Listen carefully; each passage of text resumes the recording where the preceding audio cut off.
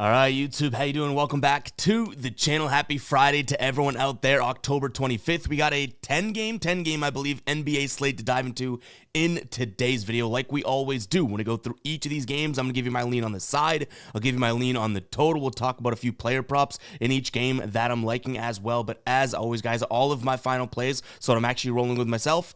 If you do want to fade me, all of those plays are going to be listed for free in the pinned comment. In terms of last night, 3-3 night. The good news is 2 of the losses were quarter unit plays.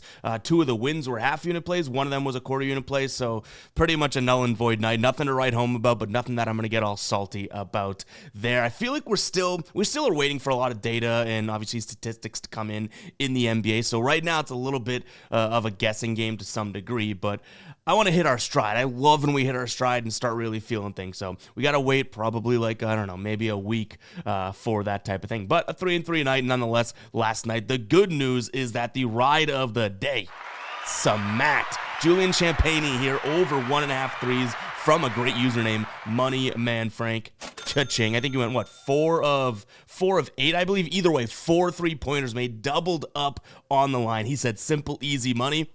I guess he was right. So if you guys don't know what the ride of the day is, one, shout out to Money Man Frank here. But the ride of the day is simple. All you have to do is use the hashtag ride of the day in the comments. Then I jump on board with one person's play, give you a shout out in the next video, win or loss. If you win, we continue to ride with your play. So Frank, make sure to get your play in the comments today. If you lose, we still give you the shout out, but you got to face the music and we got to talk about it the next day. But looking forward to seeing what Frank drops. But make sure, even though we are riding with Frank today, make sure to get your ride of the days in for 2 different reasons. One, if Frank doesn't get his in on time, we'll have to ride with someone else. And 2, people in the comments are smart as hell, and you guys are helping out a lot of other people with your plays. So make sure to drop your plays in the comments. But what do you say we jump into today's slate? Make sure to hit that subscribe button and hit that like button as well. Let's get rocking and rolling. We're starting it off with the Magic taking on the Nets in game 1 of the season here for Brooklyn. They lose to Atlanta 120-116. Orlando, we had the over in that game. They beat Miami 116-97.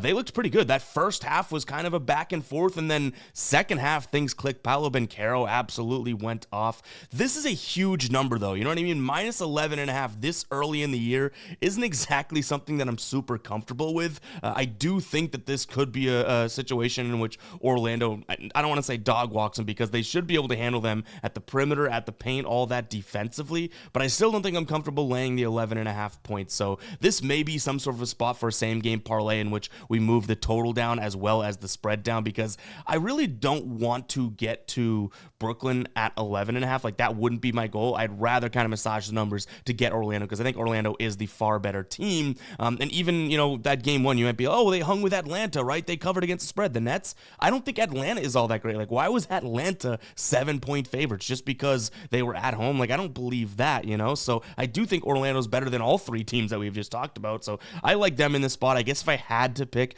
I would say screw it. Let me lay the points there. They covered this line, you know, against the Heat. I think the Heat are probably a little bit more of a put-together team than the Nets, but the Nets have some young talent. But give me Orlando minus the points, but just know my goal if we were to play this, so if you see it in the pinned comment, maybe something that we massage back down to get a better number in terms of like a same game parlay or something like that. I'd also lean towards the over. I don't think Brooklyn's defense is all that great, obviously, and Orlando's offense, I think that they can score in bunches and fairly consistently. Like, they're not going to take terrible shots. They make the shots they take, and they're going to score. I think that they can go out there and give you 110, which is more than, you know, the half that we need for this. So I'll lean towards the over as well as Orlando. But again, I think my dream sort of situation here would be maybe if we look at like Orlando minus 2.5 and the over 209, like something like that in some sort of a same game parlay. Now, from a player prop perspective, I do have 2 that I like. Cam Thomas over 2.5 assists for 2 reasons. He had 3 in opening night. And right now on FanDuel, you can get it for minus 138. Everywhere else, DraftKings, Caesars,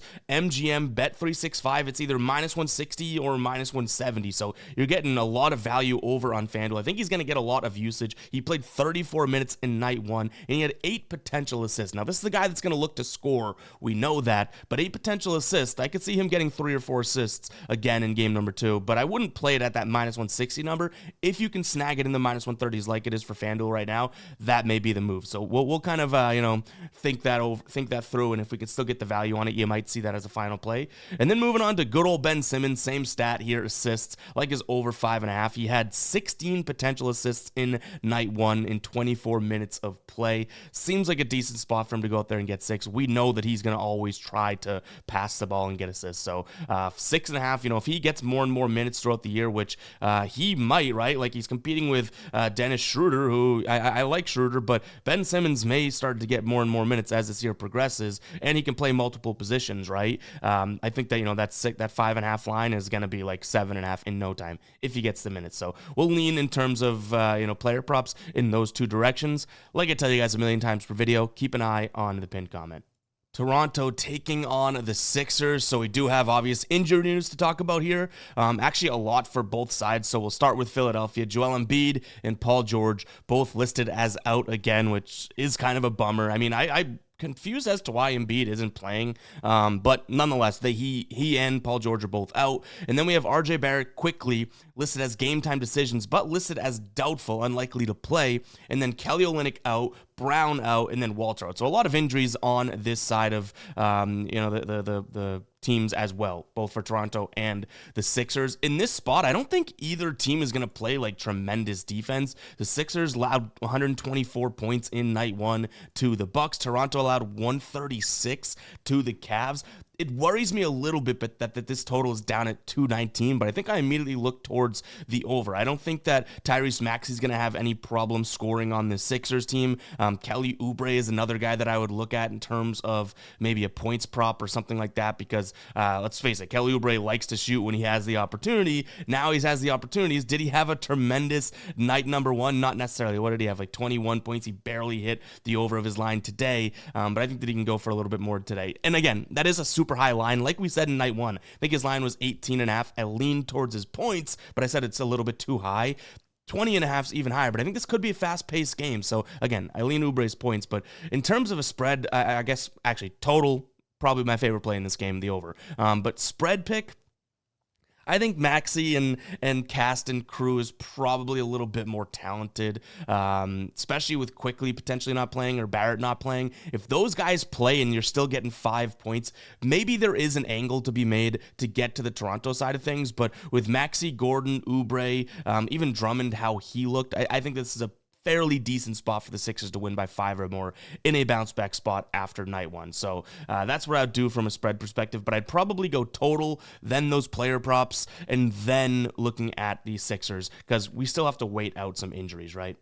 Now, guys, before we move on to the rest of the games, I want to talk to you guys about Underdog. They have a free square for Saturday's games here. Victor Wembanyama, 0.5 total points. We saw him in night one. Looks good with Chris Paul and whatnot. That game was very close for a long time until the Mavs pulled away, but it doesn't matter. Even if the Spurs go out there and stink, I still think Wembanyama is going to score 1 point, and you're also going to get a deposit bonus of up to $1,000 in bonus cash into your account when depositing. So use the link in the pinned comment. It's also in the description, whichever one makes it easier for you to find. Description or pinned comment. You get this Wembanyama free square and up to $1,000 in a deposit bonus when signing up for Underdog. It's an absolute no-brainer. If you don't know what it is, you take 2 picks and their players and put them at 2 or more. Actually, you could put a bunch of players into an entry, right? The more you win, the more you get paid out. All you have to do is pick more or less based on their projections for their points or assists. You get to choose, guys. And this one's a freebie. You're clearly going to pick higher on 0.5 points for Wembanyama, right? So go ahead and check it out. That link is in the pinned comment as well as the description. All right, Knicks taking on the Pacers here. Knicks 4.5 point favorites, total at 227. We all know the story. The Knicks got absolutely obliterated by the Celtics. They shot so well against them that looking at some of the Knicks like night one stats and shooting percentages is not all that, not all that great. The Knicks allowed 80% from the restricted area, 60% from the right corner, 80% from the left corner, 50% from mid-range, 44% from above the break. Like, not exactly the best look overall, right? So we don't have much to go off of after that one game. Indiana on the offensive end didn't look all that tremendous from deep. They definitely got to the paint in their win there in night number one. And New York, I think, should be a little bit better against that, but overall, you still are going to be down some of the pieces that you'll need throughout this season to prevent that.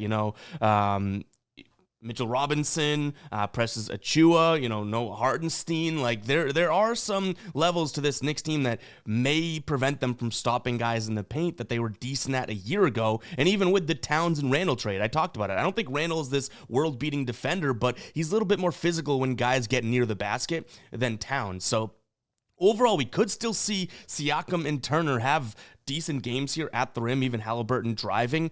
I want to say the Knicks bounce back. There's too much talent on that team, and they looked okay for 10 minutes against the Celtics, and then the Celtics went nuclear, so it wasn't necessarily like a depiction of the Knicks being bad. I don't think anyone would compete with the Celtics. An all-star team might not compete against the Celtics in that night number one. So to me, I'm going to lean Knicks. I don't know how much I like it. I'm not all that confident, but hey, I'm just being honest with you guys. I can see a path to the Pacers overall, because both these teams do have talent, like Brunson, Bridges, Hart, Anunoby, Towns, Halliburton, Siakam, Turner.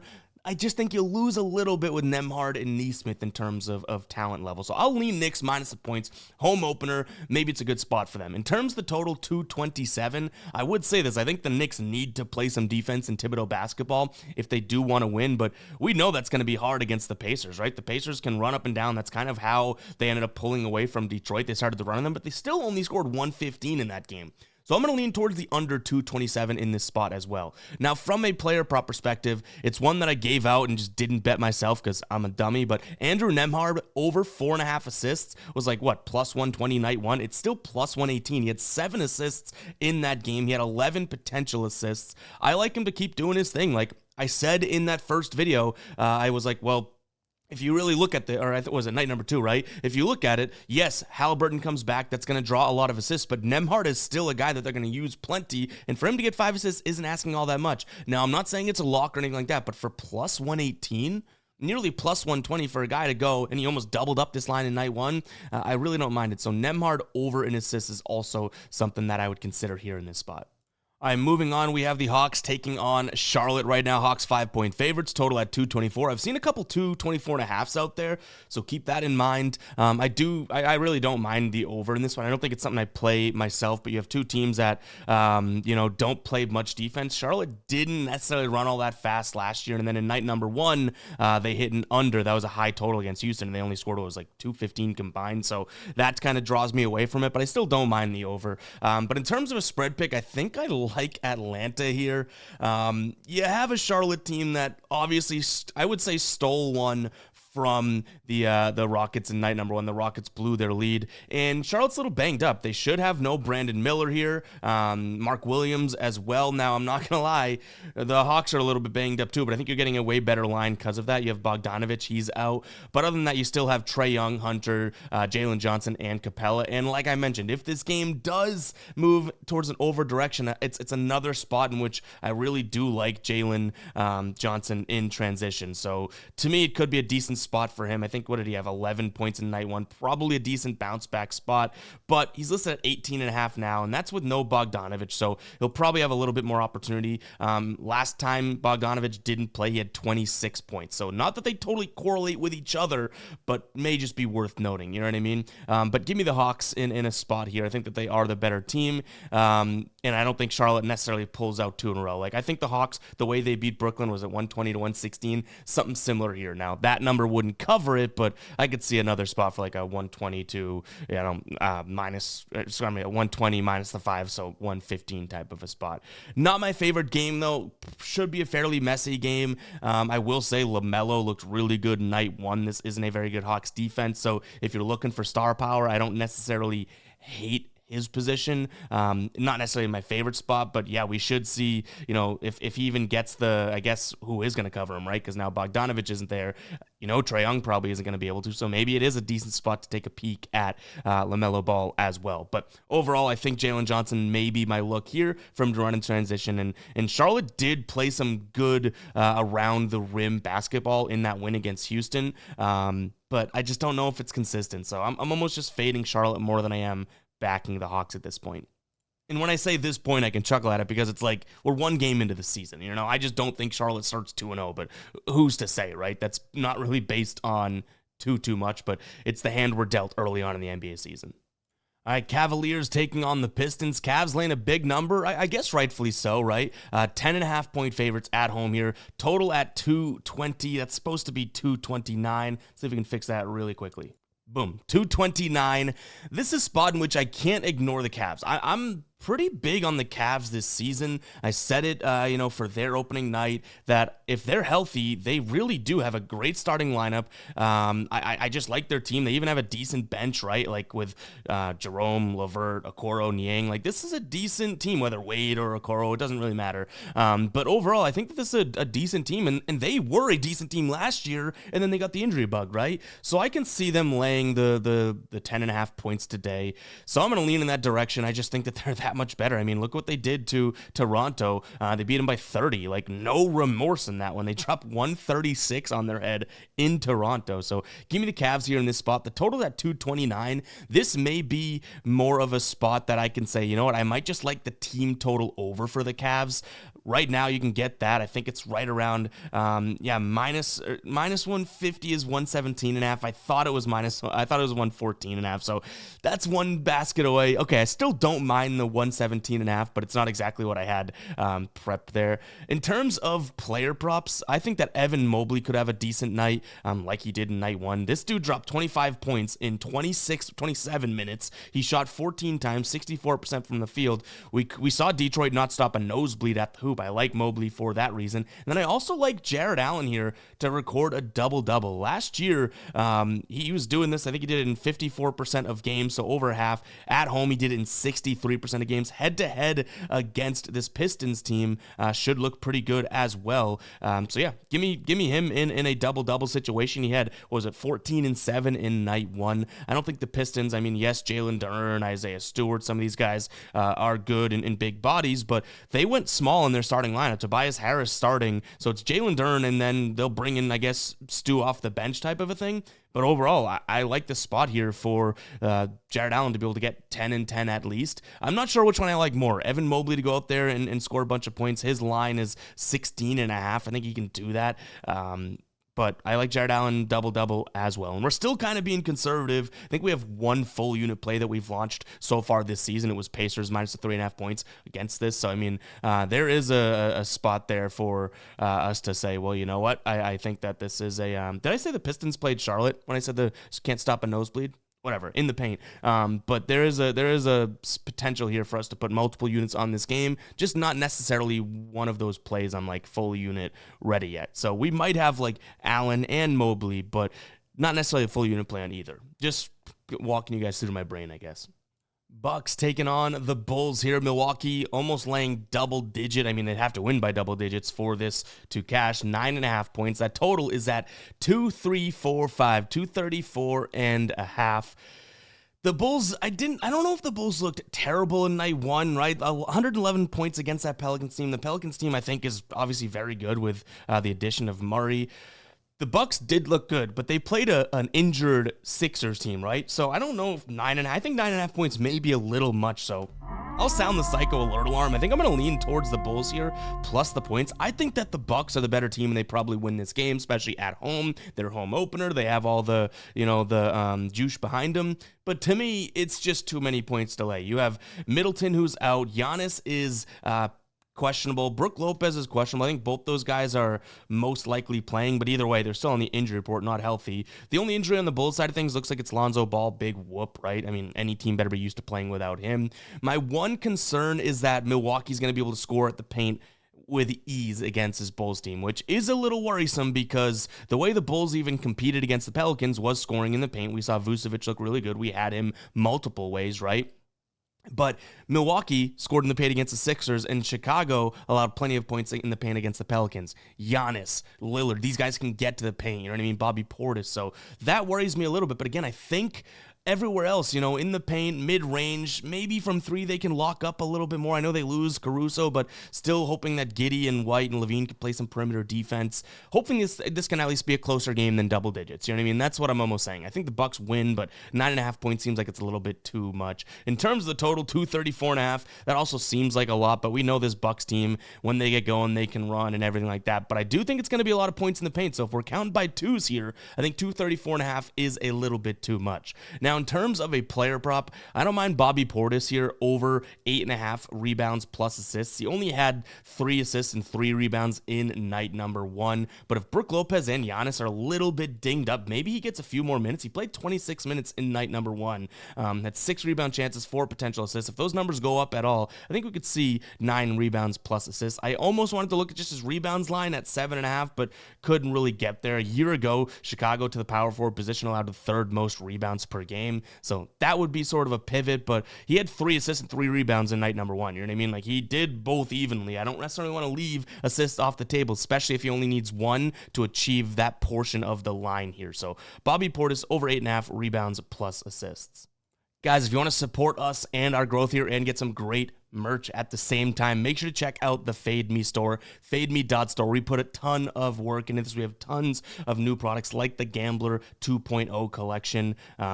I have a better deal for you than even this 10% offer. If you use code WEBACK, I'll spell it out right here, WEBACK, WEBACK, spelling bee champ, you're going to get 15% off today. Go check out this Super Comfort hoodie. We have this in a couple different styles. This is the brand new Gambler Fall 24 collection. Comes in black, this pine green, as well as athletic heather. Maybe my favorite product we've ever launched out there. Fits really, really comfortably. Is a great product. And we have a bundle going on right now. If you buy the hat, which is the rope hat, and that hoodie, you're going to get a discount as well. So go check it out, guys. This is a great way to support us, and you're getting great merch at the same time, like I mentioned. This is not just us slapping a logo on a crappy piece of garment. We sample and test all of these products. It's legitimate clothing. They don't shrink. They're good quality. Don't peel, all that stuff. So go check it out, fademe.store. We have a lot of cool stuff on there, and we have a lot of fun stuff in there as well. One of our recent bestsellers is this Make Money on Sunday tee for the football season. So go check it out, guys. That link, again, is in the pinned comment, and use code WEBACK. I'll type it out one more time because we're back in the NBA, right?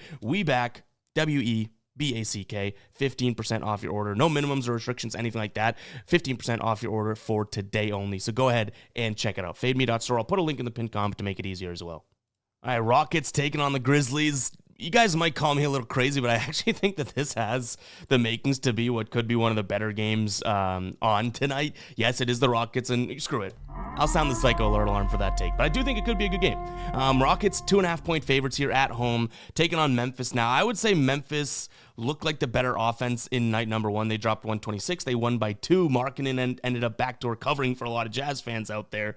But Houston should be the better defense here in this spot. Memphis scored a ton at the rim in that game against the Jazz. I don't think they had that success against Houston. And they also scored a lot in the mid-range. I don't think they have that success against Houston. So I'm going to lay the points with Houston. Actually has a strong chance of being a final play tonight. I do like it. In terms of the total, if I think, they're going to slow things down and the Rockets are going to be the more defensive team, I'll lean towards the under as well. And then one player prop spot that I'm honestly, I don't want to say strongly considering, but I guess I have to, is Santi Aldama here, over 1.5 3-pointers made for plus 120.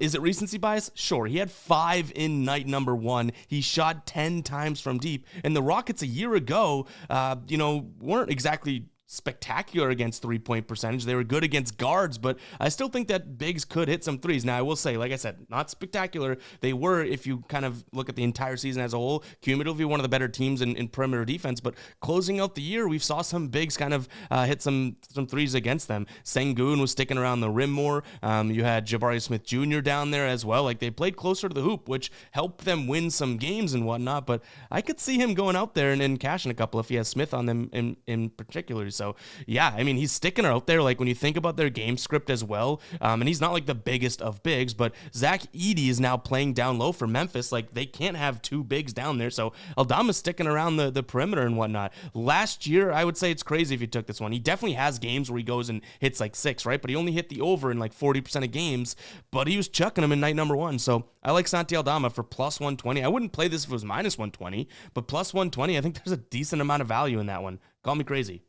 All right, Jazz taking on the Warriors. A little bit interesting here. We have Steph and Draymond, and DeAnthony Melton for that matter, all listed as questionable. So we want to obviously make sure that they are, or if they are playing before we go and roll with anything here. We have the Jazz getting 3 points at home, total at 233. The Jazz, like I already mentioned, covered right at the end of the game last time out, so they're 1-0 against the spread this year. So are the Warriors. They ended up pulling away 140 to 104 against Portland in night number one. They're 7.5 point favorites. They didn't need those points, right? They won by 1,000,000. Now, again, Steph and Draymond are banged up. If Steph doesn't play, I'd take a peek at, now we don't really have many player props even available lines out for the Warriors right now, but I might take a peek at something like Buddy Hield or something like that if Steph doesn't play. But overall, I don't know if we want to roll with any player props until we know that news. In terms of a spread pick here, I guess that comes down to it as well, so I hate to kind of cop out on this one, but if Steph and Draymond play, I'll lay the 3 points. I think this Warriors team is obviously very good, and the Jazz just barely hung in there with Memphis. I think the Warriors are a little bit better, especially with some of the younger guys that are stepping up for them, right? Like, it's not just Steph. Now you have Kuminga, TJD, like you have a decent amount of guys here. In terms of a total, 233 does seem awfully high, but if you combine these two teams' points from night one, the Jazz scored 124, Golden State scored 140, like you're looking at 264. But if Steph and Draymond don't play, like I think we could. I mean, Draymond probably helps an under when you think about it, but if Steph doesn't play, I don't know. I'm kind of conflicted here without knowing the injury news, but I'll lean towards the Warriors as well as a slight lean towards the under, because I do think that that's how the Warriors probably end up wanting to stop Utah, slowing them down. But overall, injuries are going to make me definitely kind of hold off on this one until we know a little bit more. All right, moving on to the Blazers taking on the Pelicans here. 6-point dogs are the Blazers at home. We just talked about it. They did not, I mean, they hung in, I guess, what'd you say, for a little bit against the Warriors, but ultimately they got blown out. New Orleans comes in here after beating the Bulls by 12, and the biggest thing, what I would say, is the biggest flaw here. So the Pelicans really only shot from above the break three and at the paint well in that night number one against Chicago. Those are the two spots that the Blazers look like potentially the worst team in the league at covering right now. Now, we're only one game in, so I know, pump the brakes, Ev, but this should be Pelicans all day long in terms of scoring, so I'm going to lean in that direction. I wouldn't mind a Pelicans team total over either. That kind of means, hey, it doesn't matter if the Blazers go out there up the tempo or anything like that. We don't care about how many points they score. We just want the Pelicans to go out there and score, I guess, 110, minus 109 right now for minus 142, or excuse me, over 109.5 for minus 140 on FanDuel. Like, that may be the move, because then we kind of cover the total as well as the Pelicans, and the Blazers can do whatever they want.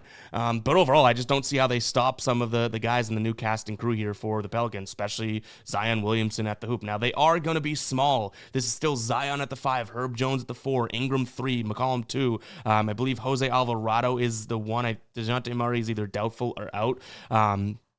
But I don't know if that necessarily, matters. DeAndre Ayton isn't all that tremendous. And, I mean, he's good, but not all that tremendous. And then you look at Jeremy Grant, it's like, well, he's not the biggest guy either. So maybe the small ball could be okay for the Pelicans, but that might be the only angle you can make for the Blazers. I just don't see it. From a player prop perspective, I'm looking at Scoot Henderson here, over 4.5 assists. This is a guy that averaged nearly 6 assists a year ago. In his last 20 games, averaged 7. Yes, in night number one, he had 4 on 11 potential assists, though. So he should have been at 4. He should have been at like 5 or 6. So I like Scoot Henderson over 4.5 assists a lot against the Pelicans. The one concern is they didn't allow, the Pelicans did not allow many assists to the point guard position last year, and they were kind of middle of the pack overall. So yes, that's something of concern. But overall, I think Scoot Henderson should have the usage, should have the minutes, should have the ball enough to be able to go out here and potentially get, 5 assists. Lakers taking on the Suns. This should also be a very good game here. Last season, we saw this pretty much a split matchup. Lakers won 3, Suns won 2. The Suns did win the last 2 in LA, though. The Lakers won 2 of the 3 matchups. So that's worth noting. As we know, the Lakers win night number 1 against Minnesota. Bronny and LeBron had their whole little photo shoot. But the Suns had a nice win over the Clippers here. I don't think that they covered, right? But they did win. The player prop that I gave out hit. I didn't bet it myself because, again, you got a dummy on this side of the camera.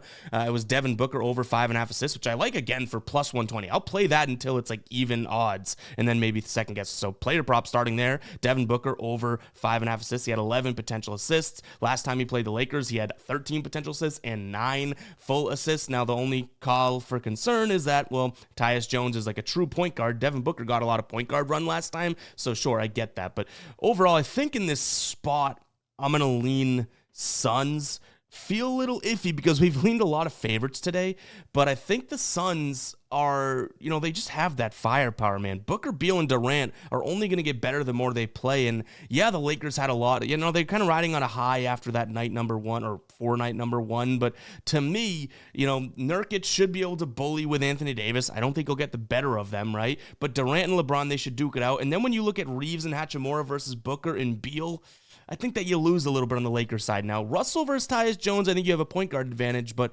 there's just more star power over there, and I think the Lakers rely on star power to some degree to win. So if they're playing a team that has more star power, I think that, they're at a slight disadvantage. Like, look at the Minnesota Timberwolves. They didn't have more star power than the Lakers. Phoenix might, and Phoenix probably does. But in fact, let me know what you guys think of that. Comment star power in the comments. And is that an accurate sort of read on this Lakers team for the last couple of years? It's like they do rely. I know they have some young guys, Hachimura, Reeves, whatever, but they rely on star power. If they face stars, I feel like they struggle to some degree. Maybe that's just a wrong feeling, but it's kind of where I'm at with this. So see Phoenix having those stars, I think that they can make the big shots when they need to. That total's at 225. The Lakers are probably going to want to run, but they didn't run that much against the Timberwolves. So little weary of taking an over here. Phoenix did drop 116 against Clippers, which is a decently slowish team, I guess. So I'm going to lean over, but I don't know how much I love it. And like I said, player prop wise, Devin Booker over 5.5 assists. But guys, that's going to wrap it up for today's video. I guess by commenting star power and let me know, it tells me that you made it this far into the video because we just said that. But